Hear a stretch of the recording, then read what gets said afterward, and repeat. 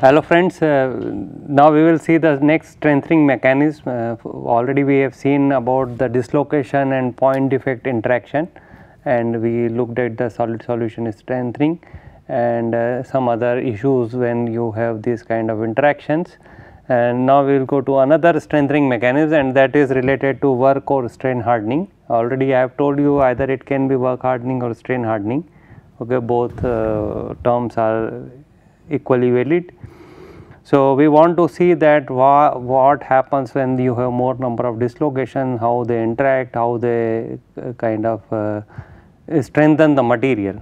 Okay.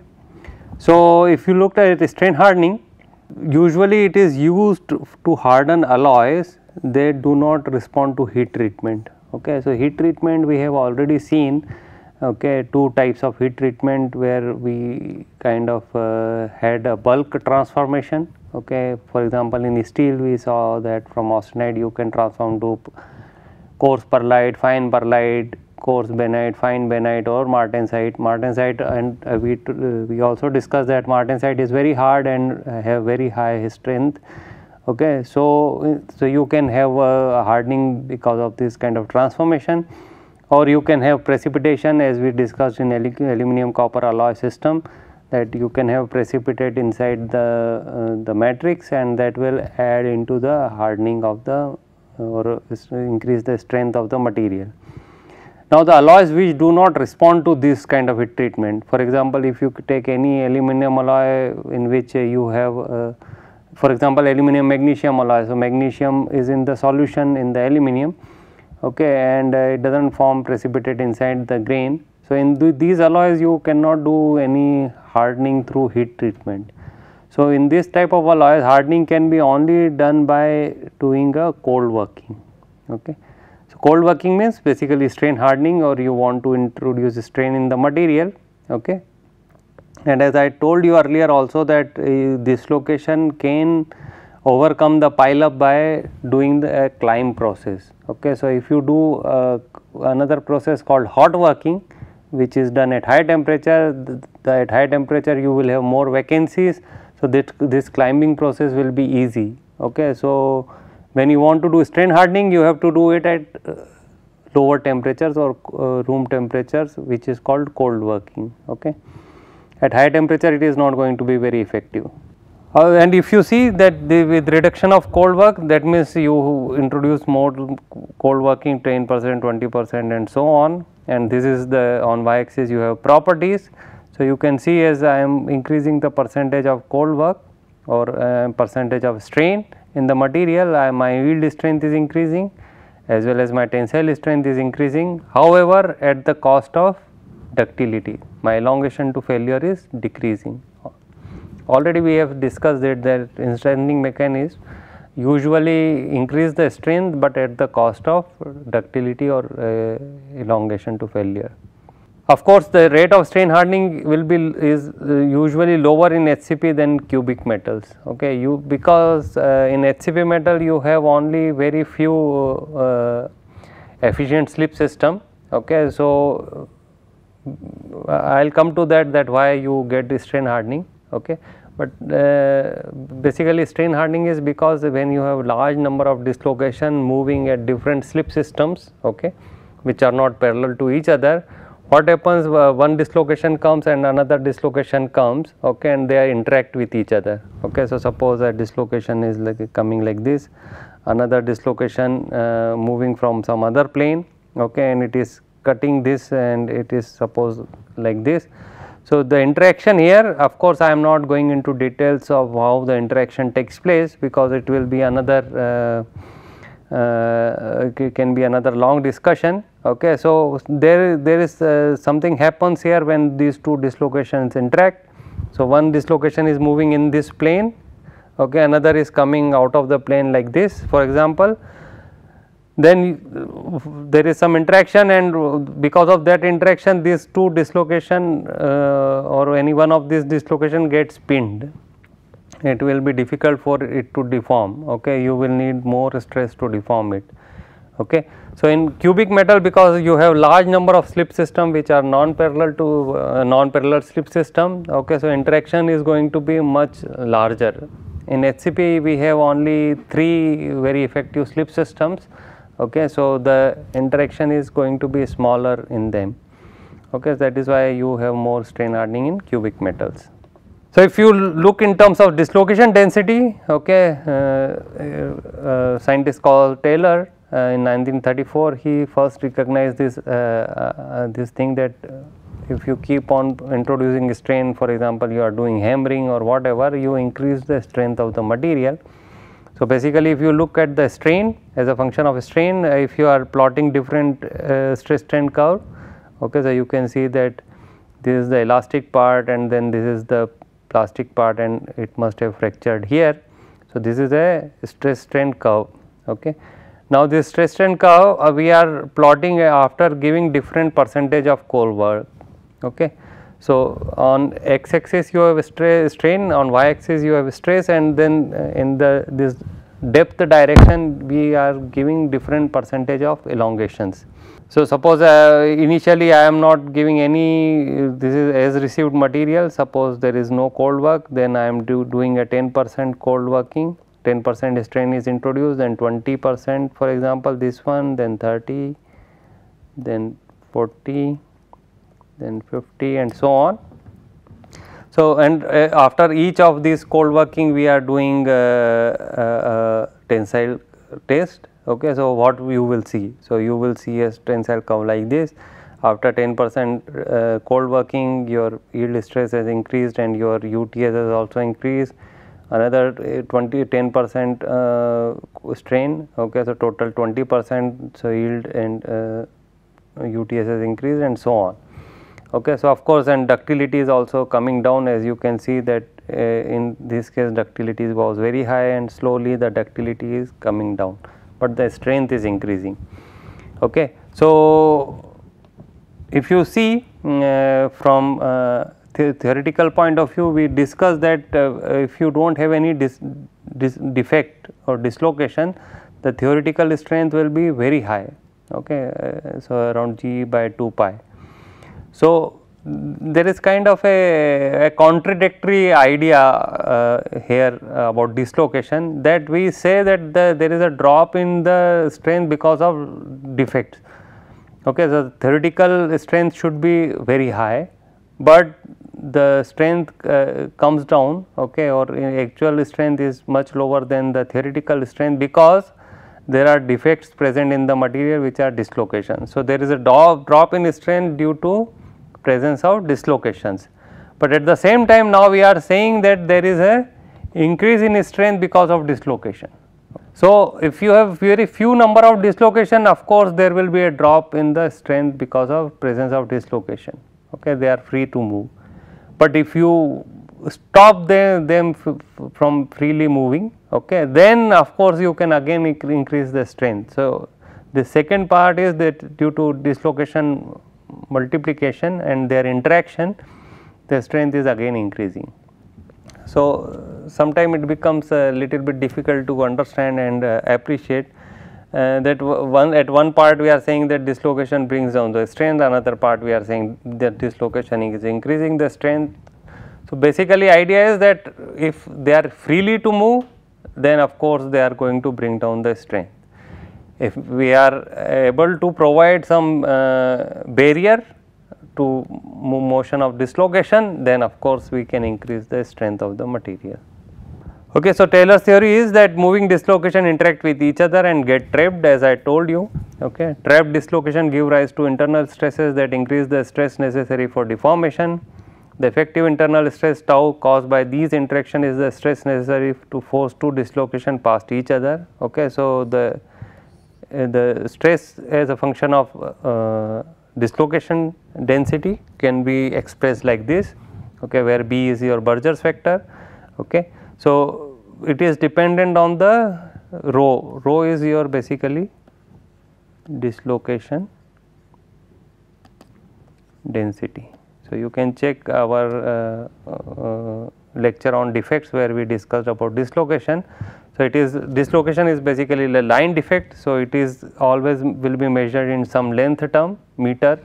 Okay. So this much meter of dislocation when we are talking about the density, that means this much length of dislocation in this much volume of material. Okay. So, that is what my dislocation density. So, both the units are of same type. So, I can say that these many number of dislocation per meter square. Okay. So, that is my actually density, and the mean distance between the dislocation will be given by again rho to the power minus 0.5. So, it will be 1 by under root rho. Okay. So, when the density will be high, the spacing between two dislocation will be small. Okay. More number of dislocation means the spacing between the dislocation will be small. So, this is what is the relationship between the mean spacing and the density. Now, when we do cold working, okay, what we do is we introduce dislocation in the material, because as we already discussed that the deformation, okay, or plastic strain is through motion of dislocation in the material. Okay. So, I need dislocation. So, if I give more strain in the material, okay, or I impose more strain in the material, I need more dislocation. Okay. That means the number of dislocation or the dislocation density will increase with the cold working, with the plastic deformation. For example, you can have very high dislocation density of 10 to the power 11 to actually 10 to the power 15. There can be a range per mm square, while in any structure the dislocation density is around 10 to the power 4 to 10 to the power 6 per mm square. Okay. So, the dislocation density can go from, for example, 10 to the power 4 to 10 to the power 11 as a function of cold working. Okay. That means dislocation generate during the deformation, because for deformation I need dislocation. So, if I am having more deformation, I need more dislocation. So, there has to be some generation of dislocation during deformation, and this dislocation, when they interact with each other, they entangle with each other, okay, and they start forming this kind of cell walls. So, this is a transmission electron micrograph, okay, at a very high magnification. Okay, and you can see that these are all dislocation, what you see these dark portions. Okay, it looks like as you can see, it looks like a linear some line. Okay, so all these are entangled with each other. Okay, when they interact with each other, they start forming some cell wall within the grain. So, you can have a big grain, and in that you can form this kind of cell wall because of entanglement and so on. Okay. About 10% of the energy input in cold work process is stored in the lattice. Okay. So, whatever energy we are putting through rolling process or extrusion process, 10% of that goes into the material in the form of this dislocation. So, each dislocation has some strain energy associated with it.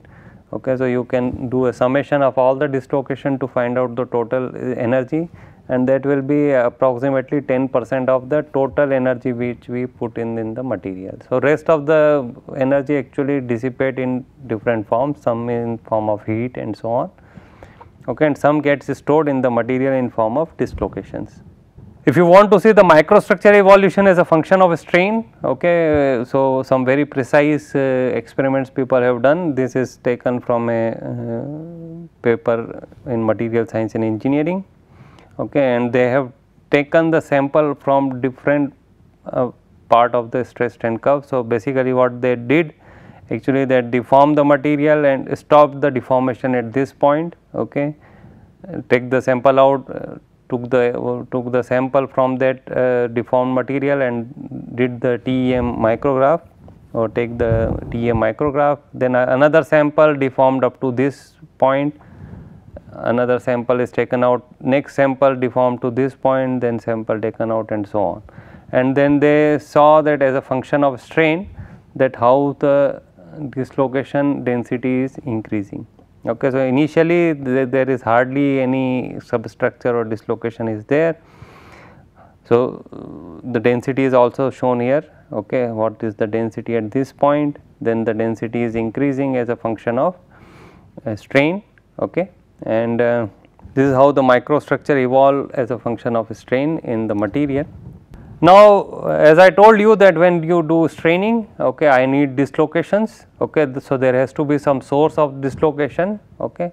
Of course, grain boundary also act as a source sometime, okay, but one of the most important source is called Frank-Reed source, okay, a dislocation source. Of course, these are two different scientists, Frank and Reed, okay, not the same guy, two people are there, okay, who proposed this mechanism almost simultaneously, okay. So, how you get this dislocation? Dislocation generation, okay. So, for example, this first stage, this red dislocation is moving freely, okay, and it got pinned by these two defect, okay. It can be anything, it can be precipitate or it can be anything else, okay. So, the main idea is that the dislocation is there, okay, it is moving and it got pinned by these two defects here, okay. Let us say these are two precipitates. So, these are two pinning agents there, okay. So, you are applying a shear stress tau here, okay, and because of that you are producing a force on the dislocation. So, the dislocation is experiencing this force F because of the shear stress tau, okay, and the x is the distance between the these two pinning particles, okay. So, between A and B the distance is x. So, of course, if x is high, okay, your force will also be higher. So, I am applying a shear stress here. Because of that, now you can think of this as a bow and arrow kind of thing. So, your bow is fixed on one end and then you are stretching it, okay. So, when you are applying a force, it will get stretched between these two pinned points, okay. So, it will become from a straight line, it will become a curved surface like this. So, this is at first stage, okay. This dark blue color is the second stage, okay, and then it will start getting bowed out like this. So, this is my third stage, okay. Then what will happen is to reduce the energy of the dislocation, okay, it will like try to get a spherical or a circular geometry. So, basically it will try to get a geometry like this, okay. Now, what will happen that these two ends of the dislocation have opposite sign or opposite Berger vector, okay. So, the one contain the upper half plane, the another contain the lower half plane, okay. So, they have a opposite sign, okay. So, when they come very close to each other, the two dislocation attract each other, okay, and they will annihilate each other, okay. So, what will happen is that at this local point, so this is my fourth stage, okay, basically it has annihilated each other, okay, and now you will end up with a dislocation loop, okay. So, this is my fifth stage, okay, and again the remaining part will go here, okay. So, the remaining part will remain here between the two pinned particle and you have a loop which is already generated and this dislocation loop will move, okay, and the animation is shown here that how this takes place. So, you start with this and then this is kind of joined together and you end up with a loop and then another cycle of same thing starts happening, okay. So, this is how we generate dislocation in the material. But if you do the annealing, okay, what will happen when you do annealing? You take the material to high temperature, okay. So, at high temperature you will have more vacancies, okay. So, basically at high temperature, so more vacancies, equilibrium vacancy concentration will increase, vacancies, okay. Then you will have more climb process, dislocation climb, okay. So, if you do a dislocation climbing, okay, what will happen? The dislocation will disappear from the grain, okay, because it keeps on climbing and then it will be absorbed into the grain boundary. So, what happens when you have annealing? Actually the dislocation density reduces, Okay, as we told you that for a cold work material it can be 10 to the power 11 per meter square. For annealed sample, after annealing, it can be as low as 10 to the power 4 per meter square. Okay. So, if annealing reduces the dislocation density, and because of that basically the strain in the material also reduces. Okay. And as we told you that when you do any cold working or strengthening, the ductility comes down, strength increases. So, if I do annealing, I can restore the ductility. Okay. So, this is a very important mechanism in the sense that I can keep coming back to my original position. Okay. So, I strengthen the material. If I think now it has very low ductility, I can do an annealing and restore the property. So, that is a very important thing with any material, that I can always go back to my original position, okay, by doing some another kind of processes. So, annealing can be divided into 3 distinct processes. One is recovery, which is actually related to this, the climbing process. So, dislocation, recovery. Okay. So, dislocation gets recovered. Then another process is called recrystallization, and then you have a process called grain growth. So, all these 3 processes are shown here. Okay. So, recovery is restoration of the physical properties of the cold work metal without any observable change in the microstructure. So, there is no observed change in the microstructure is will look more or less similar, but there will be recovery of dislocations. Okay. So, you will be you can get a restored microstructure. So, if you see in terms of tensile strength, the tensile strength will drop if you do a recovery process, but the ductility will increase. Okay. So, up to this you have a recovery process. So, in the microstructure, suppose this is a cold rolled microstructure, elongated grains, then you will see elongated grains only, okay, because only the dislocations have recovered. So, there is not going to be any visible change in the microstructure. Recrystallization, basically these strained grains will get a new set of grains which are strain free. Okay. So, when you have very high strain energy because of the high dislocation density, my material wants to go to low energy by nucleating new strain free grains, okay, and these grains will grow and consume the whole material. So, the cold work structure is replaced by a new set of strain free grains. Hardness strength decreases, but ductility increases. So, in this case also the strength can decrease, it depends upon the size of the grain, okay, and ductility will improve. Okay. So, not necessarily always that this strength will decrease. Okay. Then grain growth occurs at high temperature, where some of the recrystallized fine grain start to grow rapidly. Grain growth is inhibited by precipitate spinning the grain boundary. Okay. So, if I do this fine recrystallized grain, if I do further annealing at high temperature, what will happen? These grains will grow. Okay. So, basically the bigger grain consume the smaller grains. Okay. So, it is like if you remember the soap bubble kind of analogy, where if you have a small bubble and if you have a bigger bubble and you join them together, okay, so the smaller bubble will shrink and the bigger bubble will grow. Okay. If you remember your high school physics, same thing will happens here also, that smaller grains will shrink and bigger grains will grow, and overall if this process is taking place, then there will be overall increase in the grain size of the material.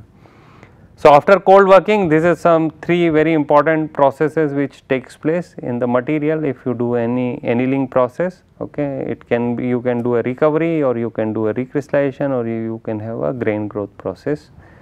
Okay. So, with that, thank you. So, we have covered a very important strengthening mechanism which is cold working, and that you will see very often. For example, if you see roadside some blacksmith is there, he is hammering the material. Okay. Basically, he is trying to increase the strength of the material by doing a hammering process. Okay.